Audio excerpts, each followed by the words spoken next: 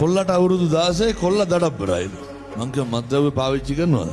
නෑ තාම නෑ අම්මා හැම වෙලේම කටින් බිනවලු. බය වෙන්න දෙයක් නෑලු. අම්මා මොකද කරන්නේ?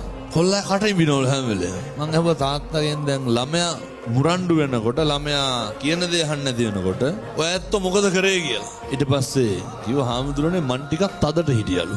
ළමයා මුරණ්ඩු වෙනකොට දෙමව්පියෝ මොකද කරන්නේ? ගෙවල් වල තියෙනව නේද? අම්මා බුරුලට ඉන්න තාත්තා තදට ඉන්නවා. ඕ මොඩ කතා වෙන්නතුනේ. වැරද්ද සම්පූර්ණයෙන් අම්මාගේ තාත්තගේ. මම මේ තාත්තලාගෙන් අහන්නේ කවද්ද පොඩි එකා එක්ක පන්සල් ඇවිල්ලා බොමලු ඇමතුයි කවද්ද දරුවා බදාගෙන හිටිය අන්තිමේට මගේ දුවේ මගේ පුතේ කියලා ළමයි වැළඳ ගන්න ඕන ළමයි මත්ද්‍රව්‍ය වලට හුරු වෙන්නේ කොල්ලොන්ගෙන් අහනකොට කියන හාමුදුරනේ ආතල් එකට කියලා මොකක්ද ආතල් එක කියන්නේ ආතල් එක කියන්නේ බිනතුනි සතුට ගොඩක් මත්ද්‍රව්‍ය වල දරුවෝ ඇබ්බැහි වෙන්නේ පෞරුෂය හීන වුණාම දරුවෝ තනි වුණාම දරුවෝ හුදකලා වුණාම අම්මා තාත්තා නැති වුණාම අම්මගේ තාත්තගේ ආදරය නැති වුණාම අම්මා තාත්තා කෙල ගන්නවා ඉවරයක් නැහැ දරුවෝ අසරණයි තාත්තා බීලා ඇවිල්ලා අම්මට තඩි ගහනවා දරුවෝ අසරණයි එතකොට ළමයි අවුරුදු 14 15 වෙනකොට මොකද වෙන්නේ මතක තියාගන්න අම්මගේ තාත්තගේ යුතුයකමක් වෙන්න ඕන වගකීමක් වෙන්න ඕන දරුවොත් එක්ක එකට බත් කන්න ඕන මගේ දුවේ මගේ පුතේ කියලා දුව පුතා වැළඳ ගන්න ඕන කවද්ද අන්තිමේට කොල්ලා ළඟට අරගෙන ඔළුව අත ගාලා තියෙන කවද්ද අන්තිමේට කොල්ලා ළඟට අරගෙන මූණ ඉඹලා තියෙන